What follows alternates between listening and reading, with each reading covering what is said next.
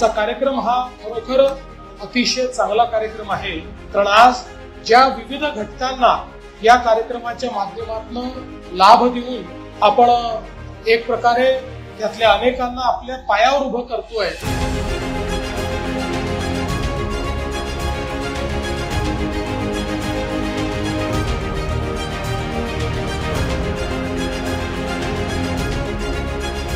या ठिकाणी 500 दिव्यांगांना आपण ई रिक्षा प्रधानमंत्री खनिज कल्याण योजनेच्या अंतर्गत आज दिलेल्या आहेत।